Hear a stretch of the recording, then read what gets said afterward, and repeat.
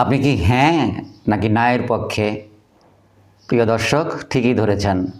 আজকে কথা বলছি আসন্ন গণভোট নিয়ে, যার সাথে জড়িয়ে রয়েছে আমাদের ঐতিহাসিক জুলাই সনদ বা জুলাই চার্টার।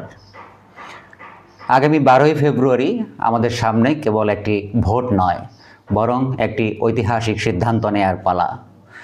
আমরা কি শুধু নতুন সংসদ সদস্য তৈরি বানাবো, নাকি বদলে দিচ্ছি আমাদের পুরো শাসন ব্যবস্থাকে? দীর্ঘ 16 বছর পর প্রথমবারের মতো বাংলাদেশের জনগণের সামনে সুযোগ এসেছে সংবিধানের কিছু মৌলিক পরিবর্তনের উপর সরাসরি মতামত দেওয়ার। কিন্তু হ্যাঁ বা না ভোটের উপরেই কি নির্ভর করছে বাংলাদেশের আগামীর ভবিষ্যৎ? তবে এই গণভোট নিয়ে চলছে নানা লুকোচুরি, তাই আমাদের অনেকের মনেই ধোঁয়াশার জন্ম হয়েছে। আজকের এই ভিডিওতে আমি ব্যাখ্যা করব গণভোট নিয়ে সৃষ্ট লুকোচুরি এবং ধোঁয়াশা নিয়ে। আশা করি শেষ পর্যন্ত ভিডিওটি দেখবেন। শুরুতেই বলে নেওয়া দরকার, এই গণভোট আসলে কি। সহজ কথায় বললে 2024-এ ছাত্র জনতার যে গণ অভ্যুত্থান, সে গণ অভ্যুত্থানের পর ডক্টর মোহাম্মদ ইউনূসের অন্তর্বর্তীকালীন সরকার এবং দেশের প্রায় 25টি রাজনৈতিক দল মিলে একটি চুক্তিতে সই করেছেন, যার নাম জুলাই সনদ বা জুলাই চার্টার। আপনাদের অনেকেরই মনে আছে, আমেরিকা প্রবাসী ডক্টর আলী রিয়াজের নেতৃত্বে প্রায় 1 বছর ধরে 25টিরও বেশি রাজনৈতিক দলের সাথে দিনের পর দিন, মাসের পর মাস সভা করে, আলোচনা করে অনেক অনৈক্যের ভেতর দিয়ে এই জুলাই সনদ তৈরি হয়েছিল এবং সবশেষে এই দলগুলি এই জুলাই সনদে স্বাক্ষর করে, অর্থাৎ তারা এটাকে মেনে নেয়। এখন প্রশ্ন হলো, রাজনৈতিক দলগুলো তো একমত হয়েছে, কিন্তু দেশের 18 কোটি মানুষ কি এই বিষয়ে বা এই জুলাই সনদে যা কিছু লেখা আছে তা নিয়ে একমত হয়েছে? সেটা জানতেই আগামী 12ই ফেব্রুয়ারি নির্বাচনের দিন গণভোটের একটি আলাদা ব্যালট পেপার জনগণকে ধরিয়ে দেওয়া হবে। অর্থাৎ জুলাই সনদে মোট যে 30টি প্রস্তাব আছে, সেই 30টি প্রস্তাবের মধ্যে মূলত 4টি প্রধান বিষয়কে নিয়ে এই গণভোট হচ্ছে। এই প্রধান 4টি যে প্রস্তাবনা, এই 4টি প্রস্তাবনাকে কেন্দ্র করে একটি প্রশ্ন থাকবে, যার উত্তর দিতে হবে হ্যাঁ বা না দিয়ে। একটু অনেকের জন্য হয়তো অনেকেই জানেন, কিন্তু তারপরেও সংক্ষেপে কারো জন্য যাদের কিছুটা অস্পষ্টতা আছে, যে এই যে 4টি প্রশ্ন গণভোট নিয়ে, 4টি প্রশ্নের মাধ্যমে একটি হ্যাঁ বা না দিতে হবে। এই 4টি প্রধান প্রশ্ন বা জুলাই সনদের মূল যে 4টি স্তম্ভ, সেটা কি? প্রথম স্তম্ভ হচ্ছে প্রধানমন্ত্রীর ক্ষমতার ভারসাম্য নিয়ে। আমরা জানি বাংলাদেশের বর্তমান শাসন কাঠামোর যে রীতি, সে অনুযায়ী প্রধানমন্ত্রী সর্বময় ক্ষমতার অধিকারী হন।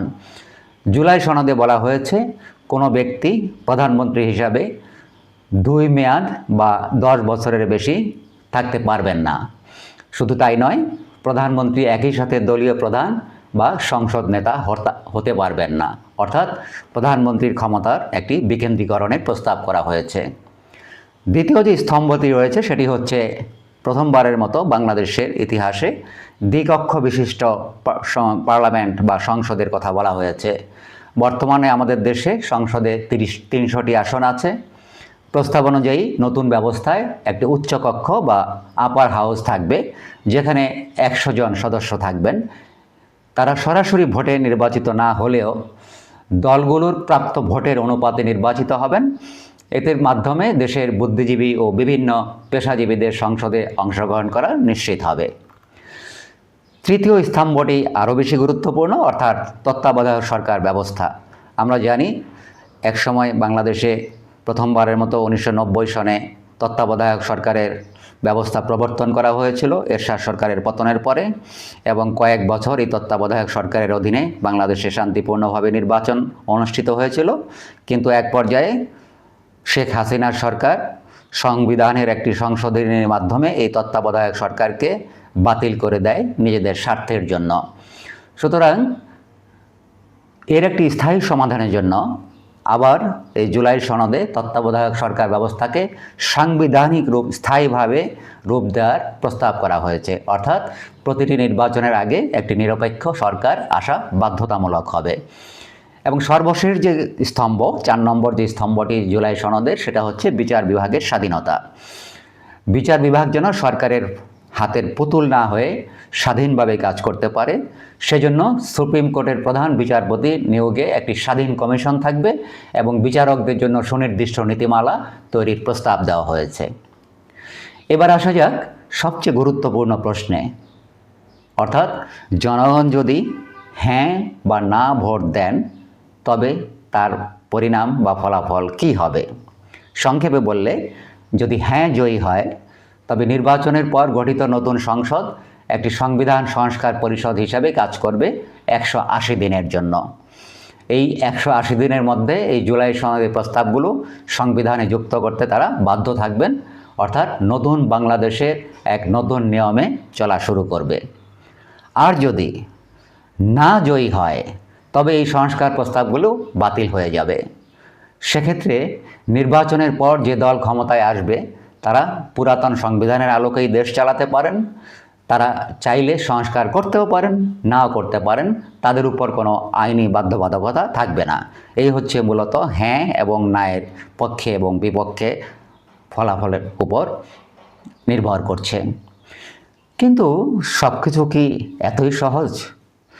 মোটেই সহজ না। আমরা যত সহজভাবে বলছি, জিনিসটা আসলে এত সহজ না। এই গণভোট নিয়ে আমাদের চারপাশে এখন বিশাল এক ধোঁয়াশা আর বিতর্ক চলছে বা বিতর্কে ঘিরে ফেলেছে। একদিকে যেমন রাজনৈতিক দলগুলোর অবস্থানে বড় ধরনের পরিবর্তন এসছে, তেমনি অন্তর্বর্তী সরকারের নিরপেক্ষতা নিয়ে প্রশ্ন উঠেছে। গণভোট নিয়ে রাজনৈতিক দলগুলো মধ্যে রয়েছে বিভ্রান্তিকর অবস্থান। যদিও 25টি দল শুরুতে এই জুলাই সনদে স্বাক্ষর করেছে, কিন্তু নির্বাচনের দিন যতই ঘনিয়ে আসছে ততই তাদের সুরে বড় ধরনের পরিবর্তন লক্ষ্য করা যাচ্ছে। যেমন ধরুন, বিএনপির কেন্দ্রীয় নেতৃত্ব আনুষ্ঠানিকভাবে তারা বলছে যে তারা হ্যাঁ এর পক্ষে রয়েছেন। তারা তাদের ভোটারদেরকে হ্যাঁ ভোট দেওয়ার জন্য উৎসাহিত করবেন, প্রচারণা চালাবেন। অথচ আমরা লক্ষ্য করছি তৃণমূল পর্যায়ে বিএনপির অনেক নেতাকর্মী হ্যাঁ ভোটের বিপক্ষে জনমত গঠনে প্রচারণা চালাচ্ছেন। তারা বলছেন হ্যাঁ ভোট জয়ী হলে 16ই ডিসেম্বর থাকবে না, 21শে ফেব্রুয়ারি থাকবে না, স্বাধীনতার যে আমাদের অঙ্গীকার বা স্বাধীনতার যুদ্ধের যে ইতিহাস সেগুলি মুছে যাবে, এইসব অপপ্রচার চালাচ্ছেন তারা।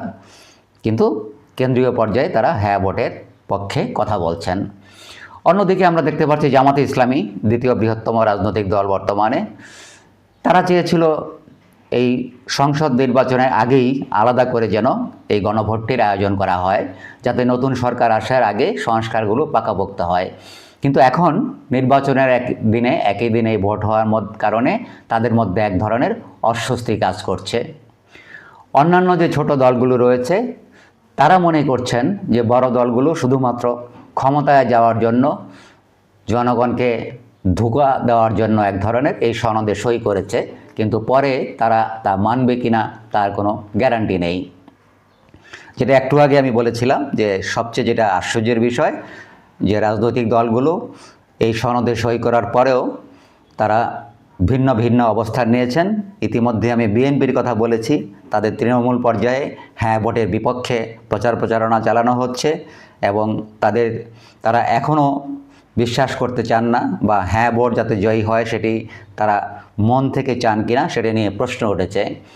অন্যদিকে আবার জামাতে ইসলামী অনেক জায়গায় তাদের তৃণমূল নেতারা তারাও হ্যাঁ ভোটের বিপক্ষে বলছেন। তারা বলছেন যে হ্যাঁ ভোট যদি জয়যুক্ত হয় বা হ্যাঁ ভোটে কেউ যদি হ্যাঁ ভোট দেয় তাহলে সে জাহান্নামে যাবে। বড়ই হাস্যকর, বড়ই অবাক, আশ্চর্যের এই বাংলাদেশ।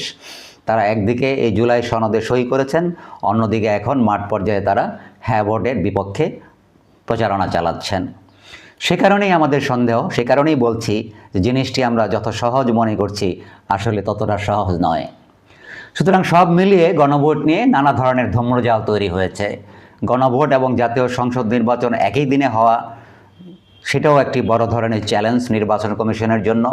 আমরা এখনও জানি না নির্বাচন কমিশন সুষ্ঠুভাবে সফলভাবে এই গণভোট এবং জাতীয় সংসদ নির্বাচন একই দিন অনুষ্ঠিত করার ক্ষেত্রে কতটা ক্যাপাবল, কতটা সক্ষমতা তাদের আছে, তারা কতটা সফলভাবে এটা তৈরি করতে পারবেন, সেটা যেমন একটা বড় চ্যালেঞ্জ। একই সাথে আমাদের দেশের জনগণকে যে নানাভাবে বিভ্রান্ত করা হচ্ছে রাজনৈতিক দলগুলো এবং সরকারের পক্ষ থেকে, সুতরাং জনগণ কতটা বুঝে শুনে হ্যাঁ বা না ভোট দিতে পারবেন সেটাও একটা বড় চ্যালেঞ্জ হিসাবে আমাদের সামনে রয়েছে এবং অনিশ্চয়তা ও শঙ্কার বিষয় রয়েছে। প্রশ্ন উঠেছে অন্তর্বর্তী সরকারের নিরপেক্ষতা নিয়ে। প্রশ্ন উঠেছে ডক্টর মোহাম্মদ ইউনূস এবং তার যে উপদেষ্টারা রয়েছেন তারা হ্যাঁ ভোটের পক্ষে নানা জায়গায় ইতিমধ্যেই ক্যাম্পেইন শুরু করে দিয়েছেন। অনেকেই মনে করছেন যে অন্তর্বর্তী সরকারের কাজ শুধু নির্বাচন পরিচালনা করা, কোনো বিশেষ পক্ষে ভোট চাওয়া না চাওয়া তাদের কাজ নয়। কিন্তু দেখা যাচ্ছে সরকারের বিভিন্ন মহল থেকে সরাসরি হ্যাঁ ভোটের পক্ষে প্রচারণা চালানো হচ্ছে। এমনকি সরকারি দপ্তর, ব্যাংক এবং বিভিন্ন প্রতিষ্ঠানগুলো হ্যাঁ ভোটের ব্যানার ও পোস্টার তাদের সেখানে দেখা যাচ্ছে এবং তাদেরকে এক ধরনের অলিখিত নির্দেশ দেওয়া হয়েছে। এমনকি দেশের শিক্ষা প্রতিষ্ঠানগুলোকেও হ্যাঁ ভোটের পক্ষে প্রচার চালানোর জন্য নির্দেশনা দেওয়া হয়েছে। ইতিমধ্যে ভোটের গাড়ি চালু করা হয়েছে হ্যাঁ ভোটের পক্ষে প্রচারণা চালানোর জন্য। এ বিষয়ে সুশীল সমাজ এবং যারা রাজনৈতিক বিশ্লেষক তারা মনে করছেন যে সরকার যখন নিজেই একটি পক্ষের হয়ে কাজ করছেন বা প্রচারণা চালাচ্ছেন, তখন নির্বাচন কমিশন কি আসলেই নিরপেক্ষ ভূমিকা পালন করতে পারবে? তারা বলছেন সরকারের কাজ হলো মানুষকে নিরপেক্ষভাবে তথ্য দেয়া। তারা হয়তো বলতে পারেন হ্যাঁ ভোট দিলে কি হবে, না ভোট দিলে কি হবে, কিন্তু কোনো একটি হ্যাঁ বা না এর পক্ষে যদি তারা অবস্থান নেন তাহলে তারা জনগণকে বিভ্রান্ত করছেন কিংবা তারা একটি বিশেষ দিকে জনগণকে উৎসাহিত করছেন, সেটি একটি বড় সমালোচনা। এক্ষেত্রে অবশ্য সরকারের পক্ষ থেকে বলা হচ্ছে যে এই সংস্কারগুলো কোনো বিশেষ দলের জন্য নয়, বরং দেশের দীর্ঘমেয়াদী মঙ্গলের জন্য। তাই তারা একে রাজনৈতিক প্রচার নয় বরং জাতীয় দায়িত্ব হিসাবে পালন করছেন বলে তারা দাবি করছেন। কারণ অন্তর্বর্তী সরকার যখন প্রথম দায়িত্ব গ্রহণ করে তখন তাদের যে 3টি প্রধান কাজের কথা তারা বলেছিলেন, তার মধ্যে একটি ছিল আওয়ামী লীগের যত অপকর্ম আছে সেগুলির বিচার করা, দেশের রাষ্ট্রীয় প্রতিষ্ঠানগুলির সংস্কার সাধন করা এবং সর্বশেষ একটি নির্বাচন সম্পন্ন করা। এবং এই যে গণভোট, সেটি এই সংস্কার কর্মসূচিরই একটি অংশ। অর্থাৎ জুলাই সনদে যে সংস্কার প্রস্তাবগুলি ব্যাপারে রাজনৈতিক দলগুলো একমত হয়েছে, সেগুলোকে জাস্টিফাই করা গণভোটের মাধ্যমে, জনগণের মতামতের মাধ্যমে সেগুলিকে জায়েজ করাই হচ্ছে এই অর্থ। সেই কারণে সরকার এটাকে এক ধরনের কোনো দলের পক্ষ নয় বরং তাদের রাষ্ট্রীয় দায়িত্ব হিসাবে দেশের জন্য, দেশের জনগণের জন্য দায়িত্ব হিসাবে পালন করছেন বলে মনে করছেন। অতএব সব কিছু মিলিয়ে আমরা বলতে পারি যে 12ই ফেব্রুয়ারি 2026 এই দিনটি বাংলাদেশের ইতিহাসে একটি ঐতিহাসিক দিন হতে যাচ্ছে।